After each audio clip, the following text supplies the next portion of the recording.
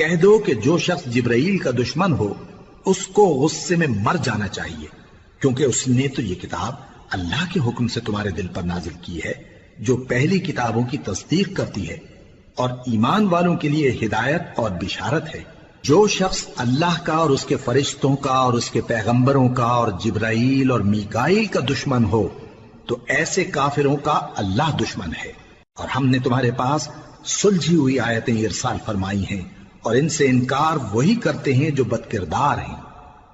ان لوگوں نے جب جب اللہ سے کوئی عہد کیا تو ان میں سے ایک فریق نے اس کو کسی چیز کی طرح پھینک دیا۔ حقیقت یہ ہے کہ ان میں اکثر بے ایمان ہیں، اور جب ان کے پاس اللہ کی طرف سے پیغمبر آخر الزماں صلی اللہ علیہ وآلہ وسلم آئے اور وہ ان کی آسمانی کتاب کی تصدیق بھی کرتے ہیں، تو جن لوگوں کو کتاب دی گئی تھی ان میں سے ایک جماعت نے اللہ کی کتاب کو پیٹ پیچھے پھینک دیا، گویا وہ جانتے ہی نہیں، اور ان چیزوں کے پیچھے لگ گئے جو سلیمان کے عہد سلطنت میں شیاطین پڑھا کرتے تھے۔ اور سلیمان نے مطلق کفر کی بات نہیں کی، بلکہ شیطان ہی کفر کرتے تھے کہ لوگوں کو جادو سکھاتے تھے، اور وہ یعنی بنی اسرائیل ان باتوں کے بھی پیچھے لگ گئے جو شہر بابل میں دو فرشتوں یعنی ہاروت اور ماروت پر اتری تھی، اور وہ دونوں کسی کو کچھ نہیں سکھاتے تھے جب تک یہ نہ کہہ دیتے کہ ہم تو ذریعہ آزمائش ہیں، تم کفر میں نہ پڑو۔ غرض لوگ ان سے وہ چیز سیکھتے جس سے میاں بیوی میں جدائی ڈال دیں، اور اللہ کے حکم کے سوا وہ اس چیز سے کسی کا کچھ بھی نہیں بگاڑ سکتے تھے، اور کچھ ایسے منتر سیکھتے جو ان کو نقصان ہی پہنچاتے اور فائدہ کچھ نہ دیتے۔ اور وہ جانتے تھے کہ جو شخص ایسی چیزوں یعنی سحر اور منتر وغیرہ کا خریدار ہوگا اس کا آخرت میں کچھ حصہ نہیں، اور جس چیز کے عوض انہوں نے اپنی جانوں کو بیچ ڈالا وہ بری تھی۔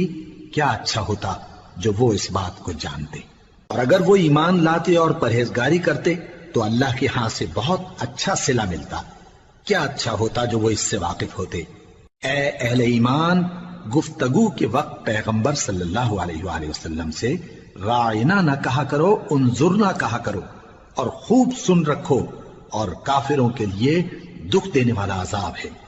جو لوگ کافر ہیں، اہل کتاب یا مشرک، وہ اس بات کو پسند نہیں کرتے کہ تم لوگوں پر تمہارے پروردگار کی طرف سے خیر و برکت نازل ہو، اور اللہ تو جس کو چاہتا ہے اپنی رحمت کے ساتھ خاص کر لیتا ہے، اور اللہ بڑے فضل کا مالک ہے۔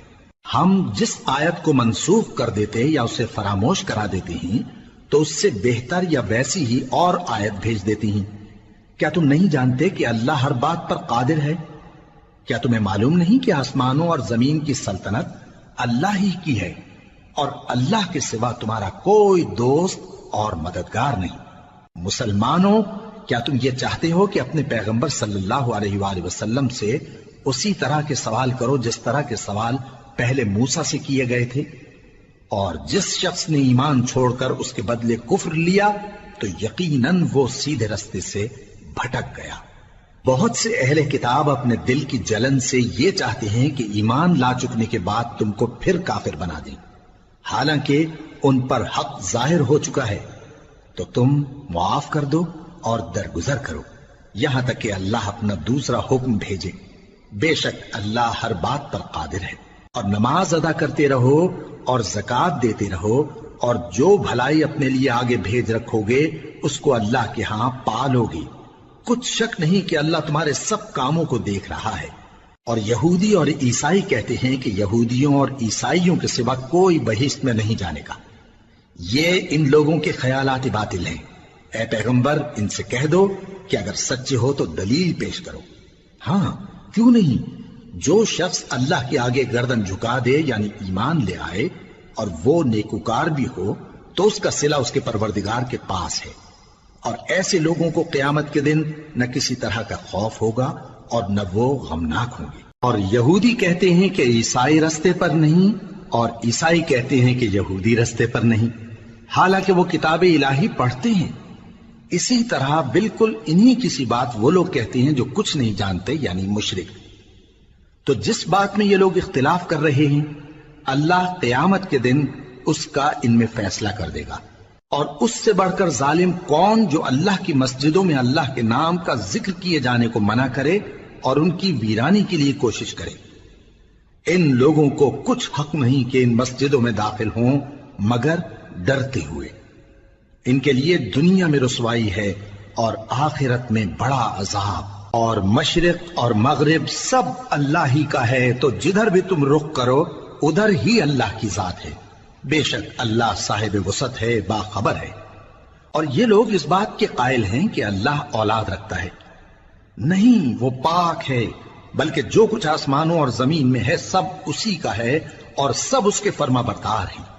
وہی آسمانوں اور زمین کا پیدا کرنے والا ہے، اور جب کوئی کام کرنا چاہتا ہے تو اس کو ارشاد فرما دیتا ہے کہ ہو جاؤ، تو وہ ہو جاتا ہے.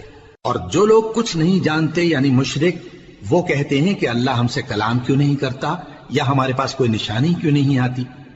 اسی طرح جو لوگ ان سے پہلے تھے وہ بھی انہی کسی باتیں کیا کرتے تھے. ان لوگوں کے دل آپس میں ملتے جلتے ہیں. جو لوگ صاحب یقین ہیں ان کے سمجھانے کے لیے ہم نے نشانیاں بیان کر دی ہیں. اے پیغمبر، ہم نے تم کو سچائی کے ساتھ خوشخبری سنانے والا اور ڈرانے والا بنا کر بھیجا ہے. اور اہل دوزخ کے بارے میں تم سے کچھ پرسش نہیں ہوگی، اور تم سے نہ تو یہودی کبھی خوش ہوں گے اور نہ عیسائی، یہاں تک کہ ان کے مذہب کی پیروی اختیار کر لو.